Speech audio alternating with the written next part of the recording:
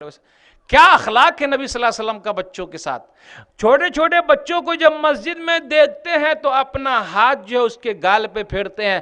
آج ہمارے بچے مسجد میں جائے, میں سب کی بات نہیں کرتا, کچھ ٹرسٹی حضرات ایسے ہیں ڈنڈا اٹھائیں گے ماریں گے, اے چل یہاں نہیں آنے کا مسجد میں, اور اس کے باپ کو بول دے اے لانے کا نہیں. ٹھیک ہے مسجد سے دور کیجئے, مسجد سے دور کر رہے ہیں, آگے چل کے جوان ہوگا نماز ہی نہیں پڑھے گا. وہ چاچا بہت کھسوٹ ہے, وہ چاچا صحیح نہیں ہے, چاچا چاچا ڈنڈا لے کے گھوم رہے ہیں, پھر مذاق چالو ہو جائے گا, پھر چاچا ڈنڈے ہلا رہے ہیں, بیٹا تیرا بھی وقت آئے گا, بیٹا تیرا بھی وقت آئے گا. کیا اخلاق ہے نبی صلی اللہ علیہ وسلم کا. سن لیجئے دلیل,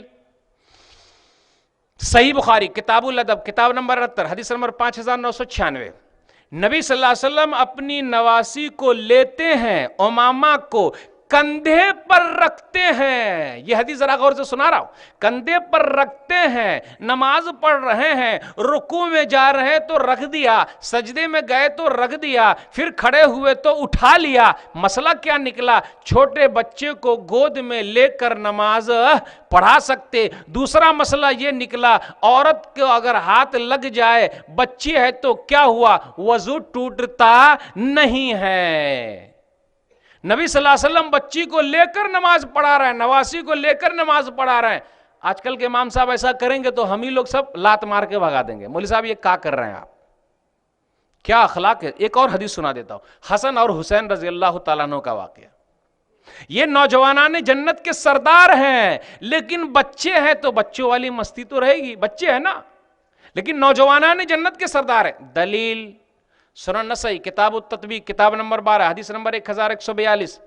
شداد بن اوس رضی اللہ تعالیٰ عنہ کہتے ہیں کہ نبی صلی اللہ علیہ وسلم نے ایک مرتبہ لمبا سجدہ کیا, سجدے میں گئے تو پڑے رہے سجدے میں. اب مجھ کو رہا نہیں گیا, راوی بیان کرتے مجھ کو رہا نہیں گیا, میں سجدے کے بیچ ہی میں سے اٹھ کر دیکھنے لگا کہ نبی صلی اللہ علیہ وسلم کو کیا ہو گیا, اتنا لمبا سجدہ کیوں کر رہے ہیں.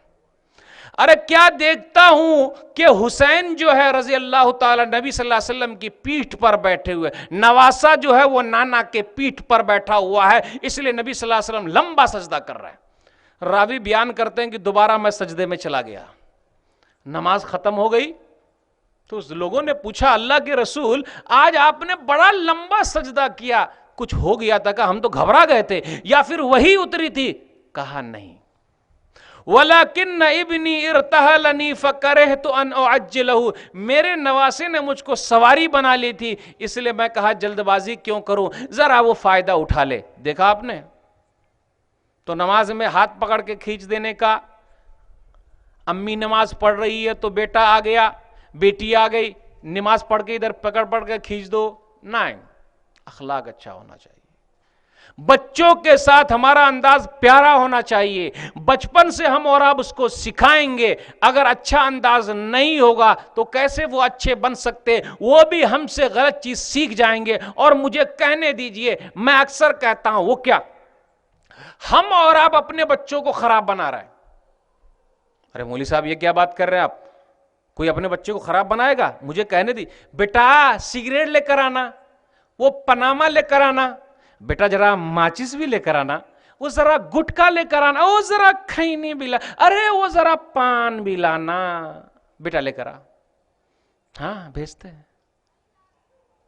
کیا پیغام دے رہے ہیں ہم اور آپ؟ بیٹا آگے چل کے تو بھی پینے کا جیسے تیرا پاپا پی رہا ہے, تیرا پاپا جیسے پی رہا ہے. اور ہم کو اللہ نے دولت دی ہے, پتا ہے نا آپ کو کیسے دولت ہماری ختم ہوتی ہے. سگریٹ, آدھی سگریٹ پیا, آدھی کو پھینک دیا.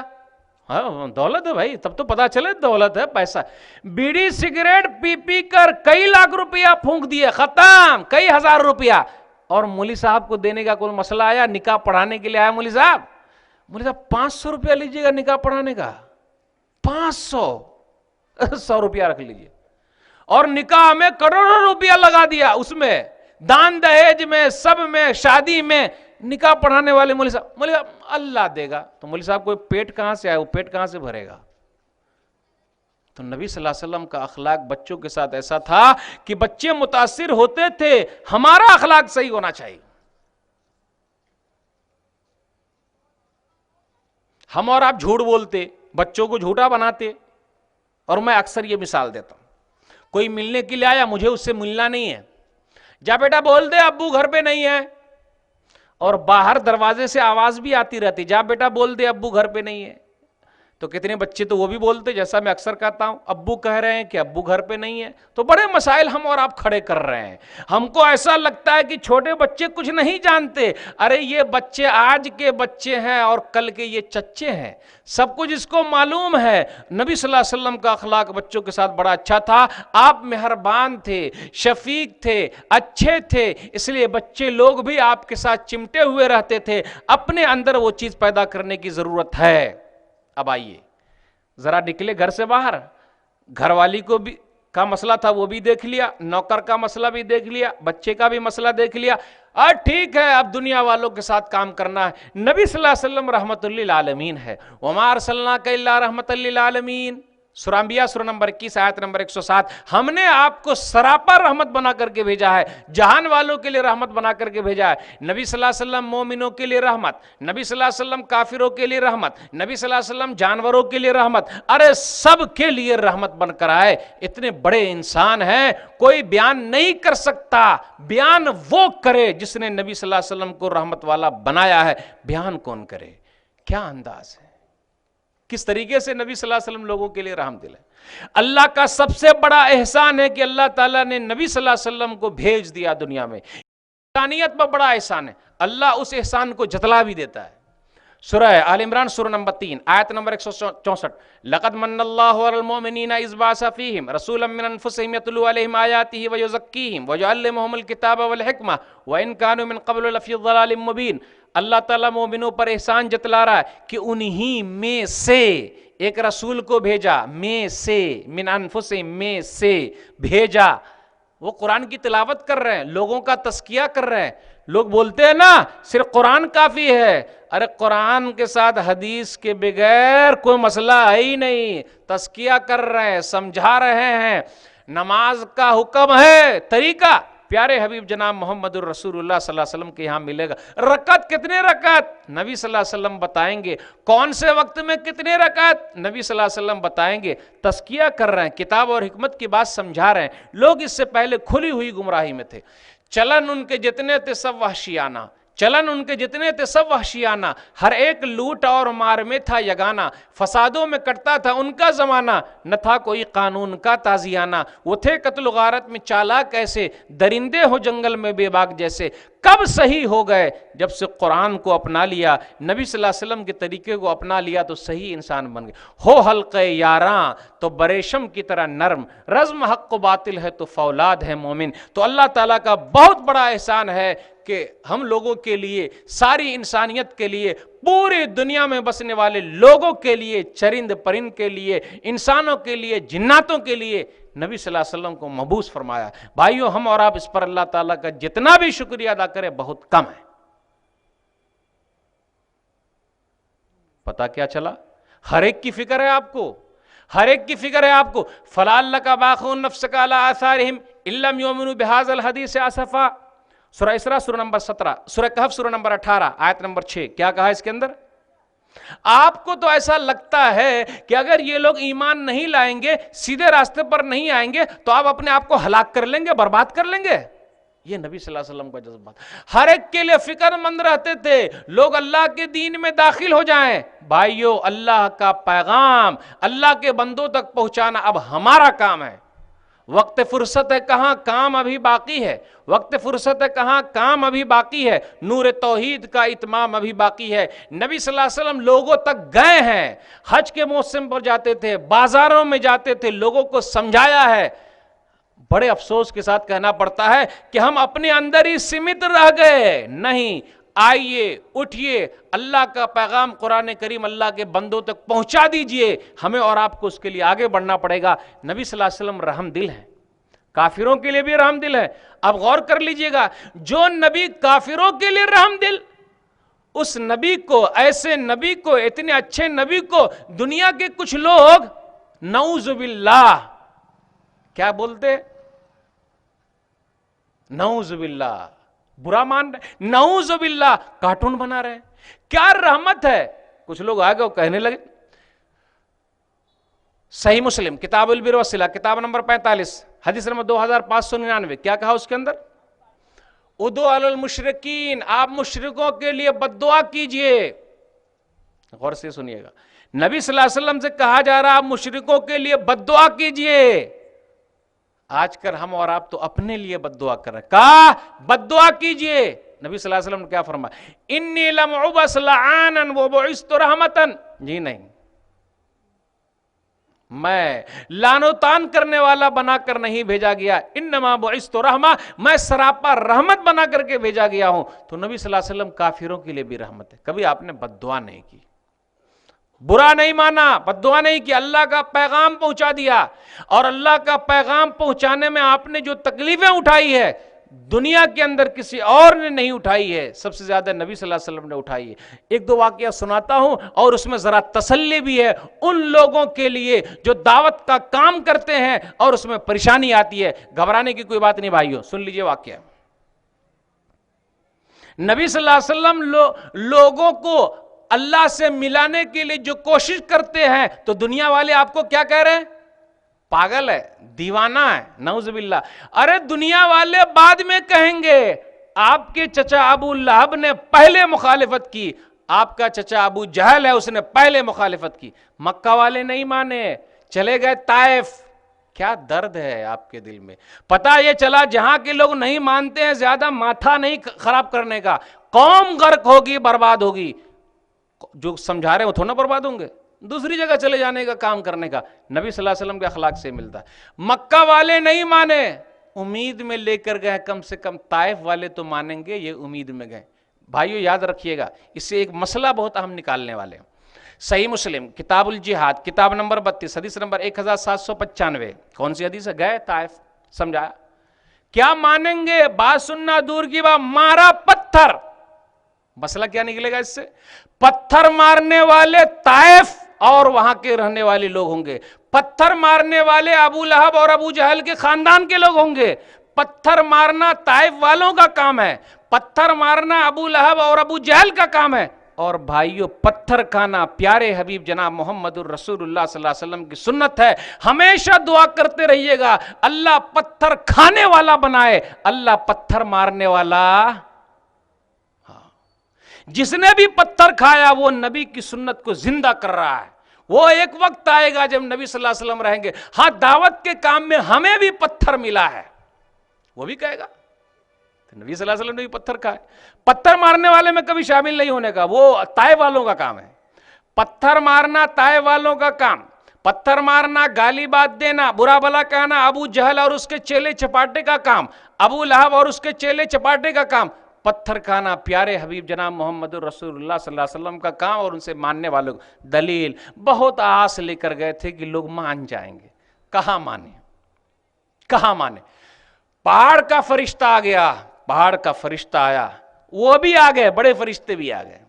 آ گئے جبریل، حکم دے دیجئے طائف والوں کو دو پہاڑوں کے بیچ میں رکھیں اور پیس دیں. ہم اور آپ ہوتے تو کیا کہتے؟ جلدی پیس دیجئے، جلدی پیسیے. دیکھیے جو لوگ دعوت کا کام کرتے ہیں نا گھبرا جاتے ہیں. مولوی صاحب کئی سال سے کام کر رہے ہیں، کچھ لوگ مانتے ہی نہیں ہیں. ارے بھیا آپ کا کام منوانا تھوڑے نا ہے، آپ کا کام ہے حکمت کے ساتھ بات کو کان تک رکھ دینا، دل کے اندر اتارنے والا اللہ. نبی صلی اللہ علیہ وسلم پوری زندگی محنت کرتے رہے. ابو طالب ایمان نہیں لایا آپ کے چچا. انک لا تہدی من احببت ولکن اللہ یہدی من یشاء. سورہ قصص سورہ نمبر 28 آیت نمبر 56. آپ جس کو چاہتے ہیں ہدایت دینا آپ نہیں دے سکتے، ہدایت دینا اللہ کا کام ہے. اللہ کو بہتر معلوم ہے کسے ہدایت کی ضرورت ہے. پہاڑ کا فرشتہ آ گیا. قربان جائیے ایسے نبی جناب محمد الرسول اللہ صلی اللہ علیہ وسلم پر کیا اخلاق ہے. بل ارجو ان یخرج اللہ تعالی من اصلابہم من یعبد اللہ وحدہ. اور یاد رکھیے گا اسلام وہ پودا ہے نا، جتنا ہی دبائیں گے اتنا ہی ابھرے گا. جتنے لوگ حق کو دباتے ہیں حق اتنے زیادہ ابھرتا ہے. تو اس میں بہت حکمت کی چیز ہے. ابو جہل اور ابو لہب کے چیلے چپاٹے کو کام کرنے دیجئے. پیارے نبی صلی اللہ علیہ وسلم کا چراغ نہ بجھا ہے نہ بجھے گا. کبھی بجھا ہے؟ اللہ کا چراغ نہ بجھا ہے نہ بجھے گا. کام کرنے دیجئے. وہ ایک تبلیغ ہو جاتی ہے. جتنے لوگ مخالفت کرتے ہیں اتنے لوگ بات سننا چاہتے، کرنے دیجئے. بہت حکمت ہے. نبی صلی اللہ علیہ وسلم نے کبھی بھی ان لوگوں کے لیے بد دعا نہیں کی. جن لوگوں نے ایسا کرنا بل ارجو ان یخرج اللہ تعالیٰ من اصلابہم من یعبد اللہ وحدہ، مجھے امید ہے اللہ تعالیٰ ان کی نسلوں میں سے ان لوگوں کو پیدا کرے گا جو ایک اللہ کو ماننے والے ہوں گے۔ حفیظ جالندھری نے کیا کہا تھا؟ دعا مانگی الہی قوم کو چشم بصیرت دے، الہی رحم کر ان پر، انہیں نور ہدایت دے، جہالت ہی نے رکھا ہے صداقت کے خلاف ان کو، بیچارے بے خبر انجان ہیں، کر دے معاف ان کو، فراخی ہمتوں کو روشنی دے ان کے سینوں کو، کنارے پر لگا دے ڈوبنے والے سفینوں کو، الہی فضل کر کوہ سارے طائف کے مکینوں پر، الہی پھول برسا پتھر والی زمینوں پر۔ یہ نبی صلی اللہ علیہ وسلم کا اخلاق تھا۔ اس لیے بھائیو کبھی کوئی مارے نا تو گھبرائیے گا نہیں، نبی صلی اللہ علیہ وسلم کی سنت کو زندہ کر لیجئے اور مار کھا لیجئے، ایک وقت آئے گا نبی صلی اللہ علیہ وسلم کی طرح امر ہو جائیں گے۔ تو نبی صلی اللہ علیہ وسلم کو ہر ایک کی فکر ہے۔ کیا بیان کروں نبی صلی اللہ علیہ وسلم کی سیرت، کیا بیان کروں نبی صلی اللہ علیہ وسلم کی زندگی کے واقعات، آپ کس طریقے سے لوگوں کے لیے درد رکھتے ہیں۔ آپ اتنا کچھ ہونے کے باوجود، اگلے پچھلے آپ کے گناہ معاف ہیں، اس کے باوجود بھی آپ اللہ کو بہت زیادہ یاد کرتے ہیں اور اللہ کے بہت زیادہ شکر گزار بندے ہیں۔ صحیح بخاری کتاب التفسیر کتاب نمبر 65 حدیث نمبر 4836، مغیرہ بن شعبہ رضی اللہ تعالیٰ عنہ کہتے ہیں کہ نبی صلی اللہ علیہ وسلم جب نماز میں کھڑے ہوتے تو آپ کے پاؤں پھول جاتے، توربت قدماہ، پاؤں پھول جاتے۔ آپ اتنی محنت کر رہے ہیں، آپ کے اگلے پچھلے گناہ معاف ہیں۔ سن لیجئے گا، افلا اکون عبدا شکورا، کیا میں اللہ کا شکر گزار بندہ نہ بنوں؟ بندہ، اپنے آپ کو بندہ بول رہے ہیں، شکر گزار بول رہے ہیں۔ بھائیو ہمارے اندر بندگی پوری طرح آنی چاہیے اللہ کی، ہم کو اللہ کا شکریہ ادا کرنے والا بننا چاہیے۔ اللہ نے ہم لوگوں کو ایمان کی دولت دی ہے، اللہ نے ہم لوگوں کو اسلام کی دولت دی ہے، اللہ نے ہم لوگوں کو اپنے آخری نبی کی امتی بنایا ہے، اس سے بڑا اور کیا ہو سکتا ہے اللہ کا احسان؟ ہم اور آپ ناشکری کرتے ہیں۔ ہمارا کاروبار کچھ خراب چل رہا ہے تو گھبرا جاتے ہیں، بھائی صاحب کاروبار کیسا چل رہا ہے؟ بہت برا چل رہا ہے۔ یہ جملہ کہہ کے اللہ کو اور کہتے ہیں اللہ جو کچھ بھی بچا کھچا ہے نا جلدی لے لے، کیونکہ قرآن مجید کی آیت ہے، میں تو نکال کے پیسہ نہیں دوں گا۔ آپ بولیں گے بہت برا چل رہا ہے تو کوئی نکال کے پیسہ اسا دے گا ہوگا نہیں، وہی اچھا چلانے والا وہی خراب چلانے والا وہی سب کچھ اکیلے وہی کرتا ہے، اسی کے ہاتھ میں وہ سب کو نوازتا ہے، امیر کو بھی غریب کو بھی۔ تو امیروں کو نوازنے والا امیر نواز، غریبوں کو نوازنے والا غریب نواز، سب کچھ اللہ ہے، اکیلا وہ کرتا ہے۔ مثال کے طور پر میری بیوی مجھ سے کہے، غور سے سنیے گا، میں آپ کی بھی بیوی ہوں، تو مسئلہ گڑبڑ ہوگا کہ نہیں گڑبڑ ہوگا؟ میری بیوی مجھ سے کہے میں آپ کی بھی بیوی ہوں تو مسئلہ گڑبڑ ہوگا کہ نہیں ہوگا؟ گڑبڑ ہو جائے گا۔ روٹی جل گئی کوئی حرج کی بات نہیں، زیورات گم ہو گئے کوئی حرج کی بات نہیں، محترمہ نے کہا آپ کی بیوی ہوں، دال میں کچھ کالا ہے، آئیے چلیے گھر سے نکل جائیے، آئیے بھی نہیں بولے، ہاں دوسرے طریقے سے نکال۔ اللہ تعالیٰ نے انتظام کیا، کائنات سجائی، یہ آسمان ہے یہ زمین ہے، اللہ کا کھاتے ہیں کسی اور کا گنگاتے ہیں۔ اللہ کتنا رحم کرنے والا، ماں کے پیٹ میں غذا پہنچاتا ہے، اور اللہ کو معلوم ہے یہ بندہ جب باہر نکلے گا تو ہمارے خلاف کرے گا۔ رب کے ہوا سے سبھی لوگ فائدہ اٹھا رہے ہیں، رب کے سورج سے سبھی لوگ فائدہ اٹھا رہے ہیں، رب کے چاند سے سبھی لوگ فائدہ اٹھا رہے ہیں۔ یہ بندہ وہی ہے نا بھی والا کام کر رہا ہے، بھی کام اللہ سے چلا رہا ہے، اب بھی دوسروں کو بھی مان رہا ہے۔ اس لیے بھائیو ہی اللہ ہی ہے، وہی سب کچھ کرتا ہے، شکر گزار بندہ بنی۔ اللہ کا شکر ہے بھائی، روکھی سوکھی کھا رہے ہیں جو بھی چل رہا ہے۔ کیا بیان کروں نبی صلی اللہ علیہ وسلم کی سیرت؟ آپ اللہ سے سب سے زیادہ ڈرنے والے ہیں، سب سے زیادہ متقی پرہیزگار ہیں، جبکہ اگلے پچھلے گناہ معاف ہیں۔ ہمارے لیے تو کوئی گارنٹی نہیں ہے، کوئی گارنٹی نہیں ہے۔ اللہ کے یہاں اگر عدل والا کام ہوگا تو ہم لوگ پھنس جائیں گے، عدل و انصاف والا اگر کام ہو تو ہم لوگ پھنس جائیں گے، نہیں سمجھے؟ اللہ اگر وہاں عدل و انصاف کے ساتھ کام کرے تو ہم پھنس جائیں گے، جب تک اللہ فضل والا کام نہ کرے، اللہ کا فضل جب تک نہ ہو ہماری بخشائش ہونے والی نہیں ہے۔ اللہ فضل کرے گا تب کوئی اللہ کی رحمت سے جا سکتا، اللہ رحمت برسائے گا تب فائدہ ہوگا۔ پیارے حبیب جناب محمد الرسول اللہ صلی اللہ علیہ وسلم اللہ سے بہت زیادہ ڈرنے والے۔ ایک حدیث صحیح بخاری کتاب النکاح کتاب نمبر 67 باب نمبر 1 حدیث نمبر 5063، انس رضی اللہ تعالیٰ عنہ کہتے ہیں جا ثلاثۃ رہط الی بیوت ازواج النبی صلی اللہ علیہ وسلم یسألون عن عبادۃ النبی صلی اللہ علیہ وسلم فلما اخبروا كأنهم تقالوها فقالوا اين نحن من النبی صلی اللہ علیہ وسلم وقد غفر اللہ له ما تقدم من ذنبه وما تأخر. تین آدمی، انس رضی اللہ تعالیٰ عنہ کہتے ہیں، تین آدمی نبی صلی اللہ علیہ وسلم کی بیویوں کے پاس آئے تو نبی صلی اللہ علیہ وسلم گھر پہ اندر موجود نہیں ہے، تو بیویوں سے پوچھ لیا تو مسئلہ بتا دیا. اس سے یہ پتہ چلتا ہے کہ مولوی صاحب کی بیوی بھی ذرا پڑھی لکھی ہو، کہ اگر مولوی صاحب گھر کے اندر نہیں موجود ہے تو وہ پردے میں ذرا کوئی مسئلہ وسئلہ بتا دے. اتنی پڑھی لکھی مولویائن تو ہونی ہی چاہیے. تو ٹھیک ہے، بتا دیا. تو اب ان لوگوں نے کہا، تینوں آدمی، ارے کہاں نبی صلی اللہ علیہ وسلم کا اخلاق اور کہاں ان کا مقام اور کہاں مرتبہ اور کہاں ہم لوگ گئے گزرے. اب تینوں نے اپنی طرف سے سوچ لیا اور صحیح سوچا. ہم لوگ بھی سوچتے ہیں مولوی صاحب غلط کہا ہے، چونا لگاتے ہیں نا لوگ، مولوی صاحب غلط کہا ہے، غلط کہا ہے. دیکھیے تو ایک نے کیا کہا، اما انا فانا اصلی اللیل ابدا، اب رات بھر نماز ہی پڑھوں گا. اگر کوئی آ کے مولوی صاحب سے یہ بات کہہ دے تو یہ مولوی صاحب خوش ہو جائیں گے، ماشاء اللہ ایک آدمی تو کم سے کم نمازی ہو گیا. لیکن نبی صلی اللہ علیہ وسلم یہ سن کر خوش نہیں ہوئے، میں نماز ہی پڑھوں گا رات بھر. ایک نے کیا کہا، میں اب تو روزہ ہی رکھوں گا ہر دن. ایک نے رات کو سنبھال لیا، ایک نے دن کو سنبھال لیا. ایک نے کیا کہا، اما انا رہا میں اب شادی ہی نہیں کروں گا. کا جھمیلا پالنے جائے نہیں، اکیلے رہیں گے، اللہ اللہ چلتا رہے گا. لوگ بولتے ہیں نا فلاں بزرگ کتنے پہنچے ہوئے کبھی نکاح ہی نہیں کیا. ٹھیک ہے، اب دیکھیے نبی صلی اللہ علیہ وسلم آ گئے. ایک مسئلہ کیا نکلا، اپنی طرف سے ہم کچھ بھی اچھا سوچ لیں وہ چیز اچھی اس وقت ہوگی جب نبی صلی اللہ علیہ وسلم اچھا کہیں گے اور اللہ کہے گا کہ ہاں یہ اچھا ہے. نماز پڑھنا اچھا، روزہ رکھنا اچھا. بھئی اب میں شادی نہیں کروں گا تو کون مجھ کو زبردستی کرنے والا ہے؟ ٹھیک ہے، کیونکہ جھمیلے میں کہا کو جاؤں پڑھنے، اللہ اللہ کرتے رہنا، میں نہیں کروں گا، کون زبردستی کرنے والا.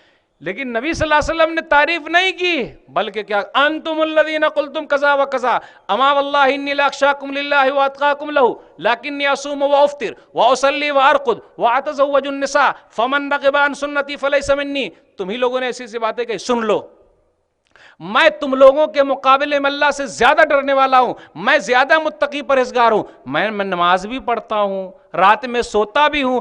مسئلہ یہ نکلا نماز پڑھنا غلط نہیں ہے، پوری رات نماز پڑھنا غلط. اور میں یہ جملہ کہہ کے اپنے بزرگ کی توہین نہیں کروں گا، میں نہیں کہوں گا یہ جملہ، کیونکہ بزرگ کی توہین ہو جائے گی. وہ جملہ کیا ہے، فلاں بزرگ تو اتنے پہنچے ہوئے تھے کہ عشاء کے وضو سے فجر کی نماز 40 سال تک پڑھتے رہے. میں یہ جملہ کہہ کے اپنے بزرگ کی توہین نہیں کروں گا، کیونکہ وہ بزرگ صاحب نبی کی اس حدیث کے خلاف ہو جائیں گے. کیا ہے، پوری رات پڑھنا غلط، نماز پڑھنا غلط نہیں. بھائی بال بچے بھی ہے نا، نبی صلی اللہ علیہ وسلم نے کہا میں نماز بھی پڑھتا ہوں، سوتا بھی ہوں، بال بچے بھی ہے، پیشاب پخانے کے لیے بھی جانا ہے. پھر کہا میں روزہ بھی رکھتا ہوں، بغیر روزے کے بھی رہتا ہوں. دوسرا مسئلہ، روزہ رکھنا غلط نہیں ہے. لوگ چونا لگا دیتے، ارے روزہ رکھنے سے منع کر رہے ہیں. روزہ رکھنا غلط نہیں، ہر دن روزہ رکھنا غلط. نمبر 3، ارے میں نے نکاح بھی کیا، میں نے شادی کی ہے. اب نبی صلی اللہ علیہ وسلم کے پاس ایک سے زیادہ بیویاں، ہم ایک کے بھی ناز و نخرے برداشت نہیں کر سکتے. دیکھیے نبی صلی اللہ علیہ وسلم کے پاس کئی بیویاں. پھر اس کے بعد کہا فمن رغب عن سنتی فلیس منی، جو میرے طریقے کے خلاف جائے گا وہ ہم میں سے نہیں ہے. نبی صلی اللہ علیہ وسلم کا طریقہ نماز پڑھنے میں، نبی صلی اللہ علیہ وسلم کا طریقہ روزہ رکھنے میں، نبی صلی اللہ علیہ وسلم کا طریقہ اپنی زندگی کے پورے طریقے میں لانا پڑے گا، آنا چاہیے، تبھی ہم اور آپ کامیاب ہو سکتے. دیکھا آپ نے نبی صلی اللہ علیہ وسلم نے کس طریقے سے روکا ٹوکا. پتہ یہ چلا ہم اپنے دماغ سے جس کو صحیح کہہ دیں وہ صحیح نہیں، جب تک کہ رسول اللہ صلی اللہ علیہ وسلم کی مہر نہ لگی ہو. مدینہ والے کی مہر لگ جائے تب وہ کام صحیح ہو جائے، چاہے دنیا والے کی نظر میں کچھ بھی رہے. تو ہمیں اور آپ کو سب کچھ وہاں کا لینا ہے. ہوتا کیا ہے، وہاں والے کا نام تو لیتے لیکن وہاں والے کی نہیں لیتے.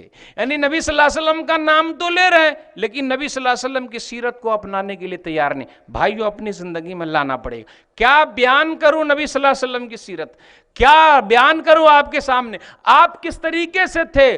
پوری دنیا آپ کے لیے، لیکن آپ نے، یعنی پوری دنیا چاہے اللہ ان کے لیے کر دے، پوری دنیا کو خزانہ بنا دے، جو چاہے مانگ لے اللہ دے دے، لیکن نہیں، دنیا کے اندر رہتے ہوئے بھی دنیا سے بے نیاز ہیں۔ مثال کے طور پر کشتی چل رہی ہے، کشتی پانی پر چل رہی ہے، غور کیجئے گا، ہم کو دنیا میں ایسے زندگی گزارنا، کشتی جو ہے وہ پانی پر چل رہی ہے، اگر کشتی کے اندر، جہاز کے اندر پانی گھس جائے، جہاز کے اندر پانی گھس جائے تو جہاز ڈوب جائے گا، ہمارے اندر دنیا گھس جائے تو ہم ڈوب جائیں گے۔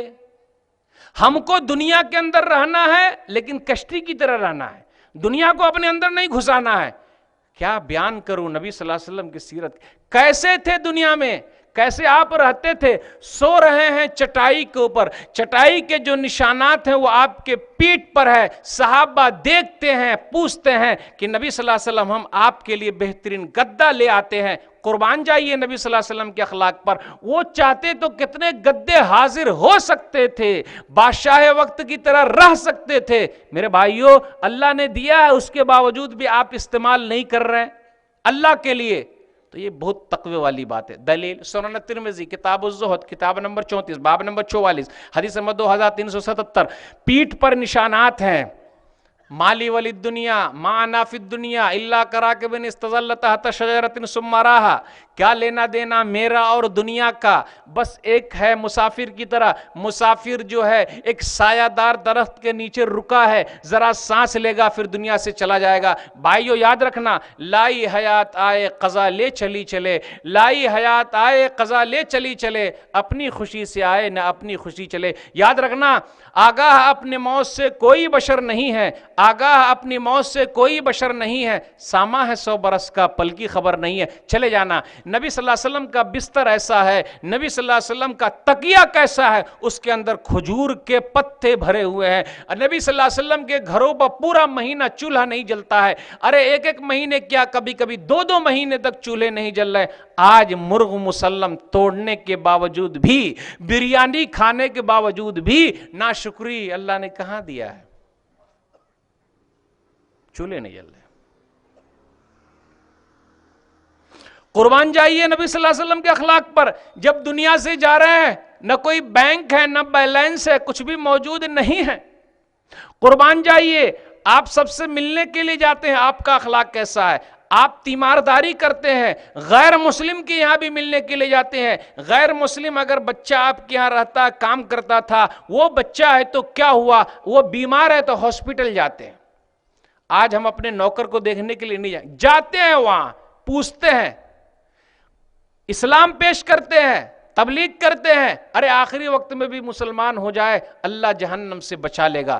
یہ نبی صلی اللہ علیہ وسلم لوگوں سے ملتے ہیں، زمین پر بیٹھ کر ہی کھانا کھا لیتے ہیں، اپنی بکریوں کا دودھ دو لیتے ہیں، کوئی غرور نہیں، کوئی گھمنڈ نہیں، اور نبی صلی اللہ علیہ وسلم اپنی شان میں تعریفی جملہ سننا گوارا نہیں کرتے۔ سن لیجئے تعریفی جملہ، کسی نے جہاں تعریف کی نہ نبی صلی اللہ علیہ وسلم یہ بھی پسند نہیں کرتے کہ میرے لیے لوگ اٹھ جائیں، اور آج کل تو لوگ ہر جگہ اٹھ رہے ہیں نبی صلی اللہ علیہ وسلم کے لیے، یہ گوارا نہیں ہے کہ میرے لیے اٹھیں۔ صحابہ کبھی بھی نبی صلی اللہ علیہ وسلم کے لیے نہیں اٹھتے تھے کہ نبی صلی اللہ علیہ وسلم آ رہے ہیں تو اٹھ کے کھڑے ہو جائیں۔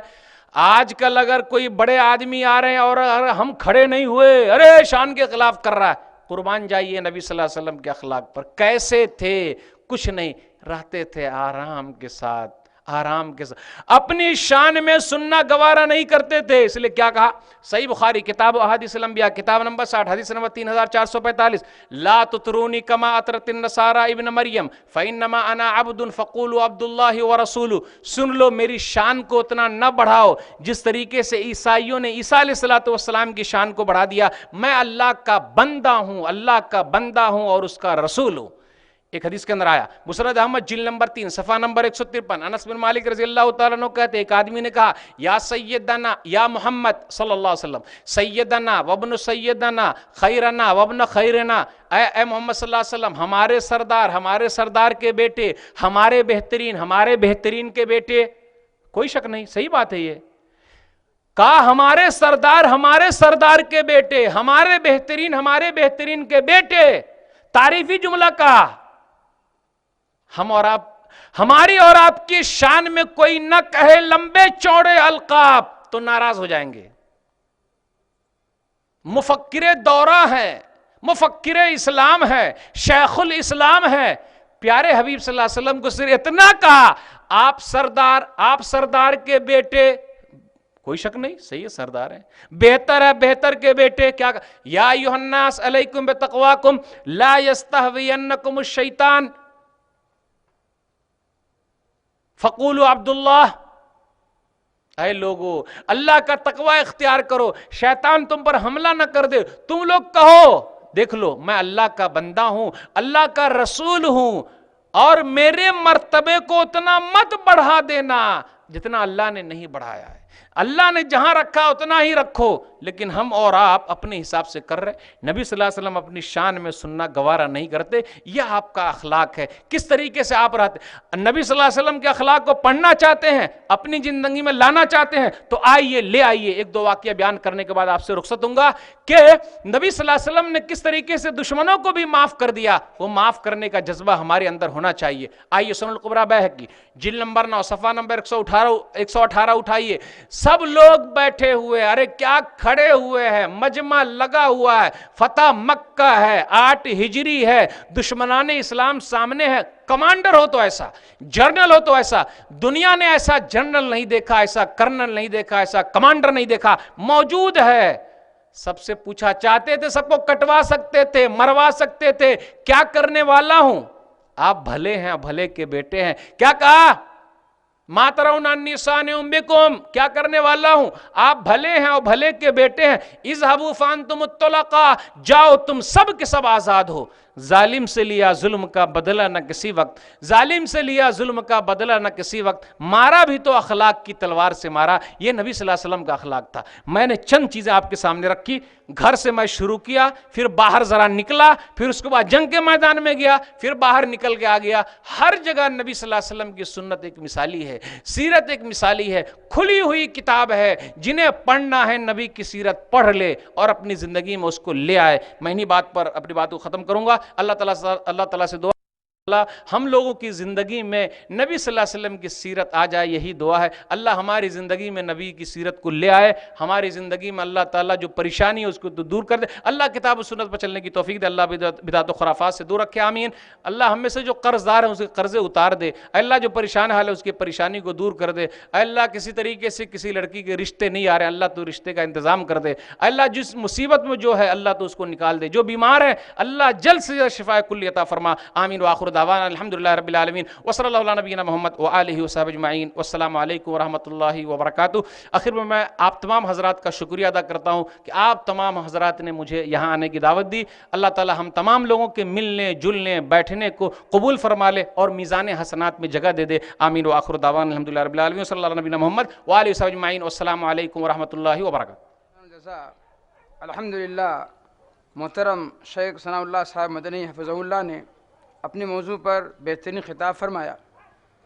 ایک خوشخبری یہ ہے کہ کل انشاءاللہ وٹوا کے اندر ایک پروگرام ہوگا جس کے اندر فضیلت الشیخ قمرالزماں صاحب سلفی حفظہ اللہ توحید اور استقامت کے موضوع پر خطاب فرمائیں گے۔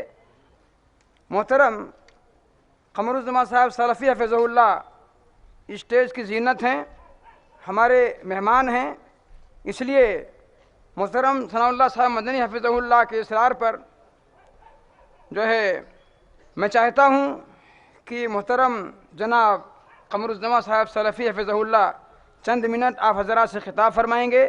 محترم جناب قمرالزماں صاحب سلفی حفظہ اللہ۔ إن الحمد لله نحمده ونستعينه ونستغفره ونؤمن به ونتوكل عليه ونعوذ بالله من شرور أنفسنا ومن سيئات أعمالنا من يهده الله فلا مضل له ومن يضلله فلا هادي له وأشهد أن لا إله إلا الله وحده لا شريك له وأشهد أن محمدًا عبده ورسوله أما بعد فإن خير الحديث كتاب الله وخير الهدي هدي محمد صلى الله عليه وسلم وشر الأمور محدثاتها وكل محدثة بدعة وكل بدعة ضلالة وكل ضلالة في النار فأعوذ بالله من الشيطان الرجيم بسم الله الرحمن الرحيم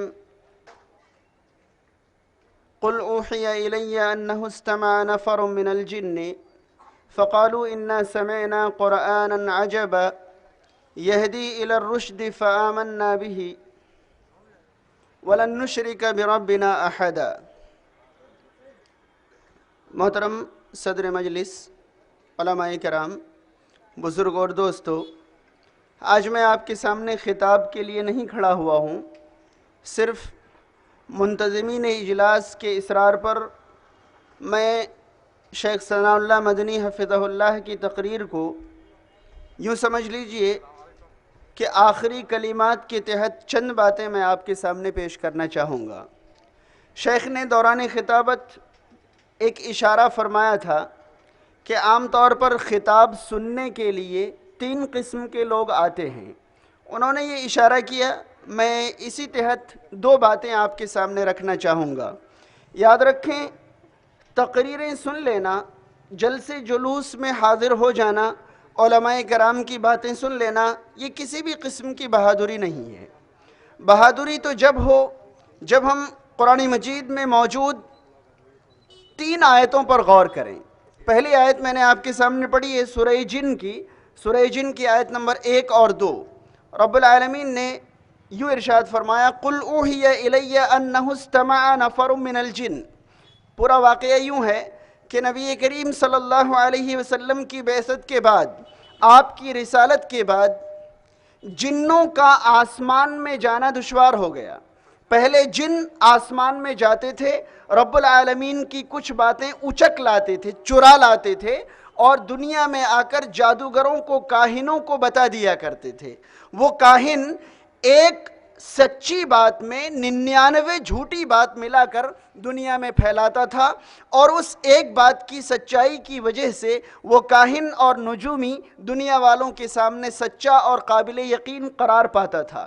چونکہ نبی کریم صلی اللہ علیہ وسلم کی بعثت ہو گئی، آپ رسول بنا کر بھیج دیے گئے، تو آسمان میں پہرے داری سخت کر دی گئی۔ اب جنوں کا آسمان میں پہنچنا اور رب العالمین کی باتوں کو اچکنا آسان نہیں رہا، لہذا جنوں کے سردار نے اپنے جماعت کی مختلف ٹولیاں بنائی، مختلف گروپ بنائے، اور کہا جاؤ مشرق و مغرب میں پھیل جاؤ، دنیا کے چپے چپے میں تلاش کرو اور یہ معلوم کرو کہ وہ کون سی وجہ ہے، کون سا واقعہ ہے، کون سا حادثہ ہے جس کی وجہ سے آسمان کا پہرا اتنا سخت ہو گیا۔ جنوں کی مختلف جماعتیں دنیا کے چپے چپے میں اس حقیقت یا اس حادثہ کو تلاش کرنے کے لیے پھیل گئیں۔ اچانک اس دوران نبی کریم صلی اللہ علیہ وسلم اپنے چند صحابہ کرام کے ساتھ سفر کے دوران مکہ سے کچھ دوری پر وادی نخلہ میں صحابہ کرام کو فجر کی نماز پڑھا رہے تھے۔ جنوں کی ایک جماعت وہاں پہنچی، آپ نماز میں قرآن مجید کی تلاوت فرما رہے تھے۔ صحیح مسلم کتاب الصلاۃ میں فجر کی نماز میں قرات جہری ہونے کے باب میں یہ حدیث مذکور ہے۔ جنوں نے جیسے ہی قرآن مجید کی تلاوت سنی، وہ ٹھٹک گئے، رک گئے، قرآن کی تلاوت سنی، اس کی سچائی کو جانچا، پرکھا۔ جب انہیں لگا، جنوں کو ایسا محسوس ہوا کہ یہ انسانی کلام نہیں ہے، یہ ربانی کلام ہے، آسمان سے اتارا ہوا کلام ہے، انہوں نے اسی وقت قرآن سنا اور اسی مجلس میں یہ اعلان کیا، جس اعلان کو نبی کریم صلی اللہ علیہ وسلم بذریعہ وحی مطلع ہوئے۔ اللہ تعالیٰ نے نبی کریم صلی اللہ علیہ وسلم کو بتایا اور کہا کہ آپ اعلان کیجئے، قل، آپ فرما دیجئے، اوحی الیہ، میرے اوپر یہ وحی آئی ہے۔ کیا وحی آئی ہے؟ انہ استمع نفر من الجن، جنوں کی ایک جماعت نے قرآن مجید کو غور سے سنا، قرآن مجید کو غور سے سنا۔ خطابات سننے کے لیے یہ پہلا ضابطہ ہے، یہ پہلا قاعدہ ہے۔ خطابات سنے نہیں جاتے، سننے کے لیے عربی میں باب سمع یسمع استعمال ہوتا ہے، لیکن غور سے، توجہ سے سننے کے لیے استمع یستمع استعمال ہوتا ہے۔ جنوں کے بارے میں یہ نہیں کہا گیا انہو سمع، نہیں، بلکہ انہ استمع، جنوں نے قرآن مجید کو غور سے سنا، اور سننے کے بعد کیا کیا؟ ارے بہت سارے لوگ کہتے رہتے ہیں، کیا ہے ان کا کام کہنے کا، ہمارا کام سننے کا؟ نہیں، انہ استمع نفر من الجن، جنوں کی ایک جماعت نے قرآن سنی اور سننے کے بعد کہا انا سمعنا قرآنا عجبا، ہم نے ایک عجیب قرآن سنی ہے۔ آسمان سے نازل شدہ کتابوں کے بعد، موسیٰ علیہ السلام پر، عیسیٰ علیہ السلام پر جو کتابیں نازل ہوئی تھیں، اس کے بعد ہم نے ایک ایسی کتاب کی باتیں سنی ہیں جو آسمان سے آئی ہیں، یہدی الی الرشد، یہ کتاب ہدایت اور رہنمائی کی کتاب ہے، یہ کتاب نیکی اور سچائی کی جانب رہنمائی کر رہی ہے۔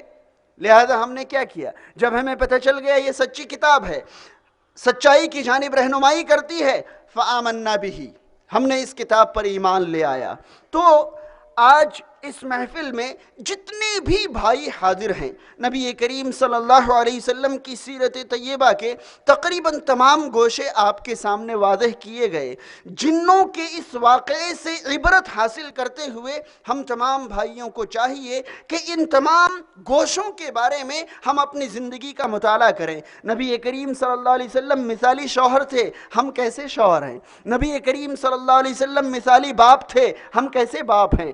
آپ مثالی نانا تھے، ہم کیسے نانا ہیں؟ آپ کے بارے میں جو بھی باتیں واضح کی گئیں، آپ اپنی زندگی سے ان باتوں کا موازنہ کریں، اور جس طرح جنوں نے اسی محفل میں اقرار کیا تھا، آپ بھی عبرت حاصل کرتے ہوئے اسی محفل میں اقرار کریں کہ ہم نے نبی کریم صلی اللہ علیہ وسلم کی سیرت سنی ہے۔ جس طرح جنوں نے قرآن کو عجیب قرآن کہا تھا، یاد رکھیں نبی کریم صلی اللہ علیہ وسلم کی سیرت بھی عجیب سیرت ہے، اس لیے کہ آپ کی جیسی سیرت دنیا میں اور کسی کی ہو ہی نہیں سکتی۔ انہوں نے عجیب قرآن پر ایمان لایا، آپ نبی کی عجیب سیرت کو اپنانے کا وعدہ کر لیں۔ پھر اس کے بعد جنوں نے اگلا کام یہ کیا تھا کہ اپنی قوم کے پاس جا کر، جنوں کی جماعت کے پاس جا کر قرآن مجید کی باتیں بتائیں، قرآن کی سچائی بتائی، اور ان لوگوں کو بھی ایمان لانے کی دعوت دی۔ یہ ہماری اگلی ذمہ داری ہے۔ آج محفل میں جتنے لوگ بیٹھے ہیں، ضروری نہیں کہ سارے کے سارے لوگ یہاں آ گئے ہوں، ہمارے گھر میں نہ جانے کتنے افراد بچے ہیں جو اس محفل میں حاضر نہیں ہوئے۔ ہماری اگلی ذمہ داری یہ بنتی ہے، سیرت طیبہ کے جو گوشے ہم نے سنے ہیں، جو باتیں ہمارے سامنے پیش کی گئی ہیں، ہم ان باتوں کو ان لوگوں تک پہنچائیں جو اس محفل میں کسی مجبوری یا غیر مجبوری کے تحت حاضر نہ ہو سکے۔ یہ ہماری ذمہ داری بنتی ہے کہ ہم انہیں بھی بتائیں اور انہیں سیرت طیبہ کے ان تمام اجزاء کو اپنی زندگی میں لانے کی دعوت دیں۔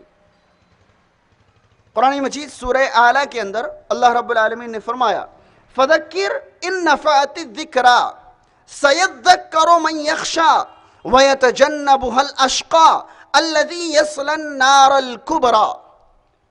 قرآن مجید میں سورہ اعلیٰ کی یہ 4 آیتیں شاید ہم تمام لوگوں کو ہلا دینے کے لیے کافی ہے، کیونکہ اللہ رب العالمین نے ان 4 آیتوں میں دنیا کے انسانوں کو 2 حصوں میں بانٹا۔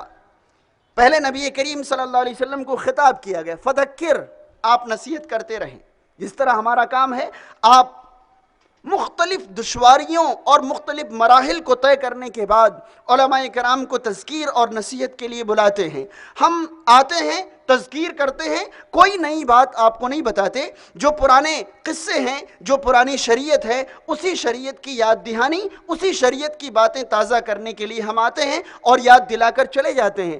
نبی کریم صلی اللہ علیہ وسلم کو یہ حکم دیا گیا، فذکر، آپ نصیحت کیجئے، آپ یاد دلاتے رہیے، ان نفعت الذکریٰ، اگر نصیحت اور یاد دہانی مفید ہو۔ علامہ شوکانی رحمۃ اللہ علیہ نے اس آیت کی تفسیر میں یہ بتایا، او لم تنفع، اس آیت میں محذوف ہے، یعنی اے نبی کریم صلی اللہ علیہ وسلم، فائدہ پہنچے یا نہ پہنچے، آپ نصیحت کرتے رہیے۔ لوگوں کو نصیحت کام کرے یا نہ کرے، آپ نصیحت کرتے رہیے۔ اس کے بعد پہلے تو نبی کریم صلی اللہ علیہ وسلم کو نصیحت کا حکم دیا گیا کہ آپ نصیحت کرتے رہیے، خواہ فائدہ پہنچے یا نہ پہنچے۔ اس کے بعد نصیحت سننے والوں کی 2 قسمیں اللہ رب العالمین نے بیان فرمائی، سیذکر من یخشی، سیذکر من یخشی، نصیحت سننے والوں میں سے جو اللہ کو ڈرنے والے ہوں گے، جن کے دلوں میں خوف الہ ہوگا، جو اپنے رب سے ڈرنے والے ہوں گے، وہ ضرور نصیحت حاصل کریں گے۔ سیذکر من یخشی، رب سے ڈرنے والے ضرور نصیحت حاصل کریں گے۔ ویتجنبها الاشقی، اور بدبخت لوگ، آپ کی باتوں سے خود کو بچا لیں گے۔ بدبخت لوگ جن کے دلوں میں اللہ کا ڈر نہیں ہے، جو نیک نہیں ہیں، جو فاسق اور فاجر ہیں، جو بدبخت ہیں، وہ آپ کی باتوں سے خود کو بچا لیں گے، آپ کی نصیحت سے اجتناب کریں گے، آپ کی نصیحت کو قبول نہیں کریں گے، آپ کی نصیحت پر عمل نہیں کریں گے۔ الذی یصلی النار الکبریٰ، اب ان دوسری قسم کے لوگوں کا انجام بتایا جا رہا ہے کہ وہ بہت بڑے آگ میں داخل کیے جائیں گے، وہ بہت بڑے آگ میں داخل کیے جائیں گے۔ آپ سوچئے کیا یہ چاروں آیتیں ہمیں ہلا دینے کے لیے کافی نہیں ہیں؟ اگر آج کی محفل میں ہم حاضر ہوئے، سیرت طیبہ کے مختلف گوشے ہمارے سامنے واضح کیے گئے، اس کے باوجود اگر ہم نے اس سیرت کو نہیں اپنایا تو کیا ہم اپنے آپ کو بدبخت ہونے کا دعویٰ پیش نہیں کر رہے؟ کیا ہم رب العالمین سے یہ نہیں کہہ رہے ہیں اے اللہ ہم بدبخت ہیں، ہم تیرے جانب سے بیان کی گئی نصیحتوں کو قبول نہیں کرتے؟ ایسا نہ ہو کہ آئندہ کل یصلن نار الکبریٰ والے زمرے اور فہرست میں ہمیں شامل کر دیا جائے۔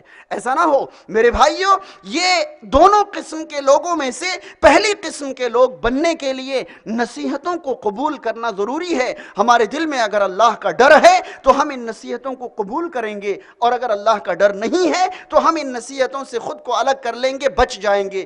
بچنے کا کوئی مقام نہیں ہے۔ یہ جلسے جلوس، یہ خرچے اخراجات، علماء کرام کا سفر، مہمانوں کا سفر، آپ کا رات جاگنا، مختلف مراحل اور دشواریوں کے بعد یہاں بیٹھنا، یہ بیکار نہیں ہے۔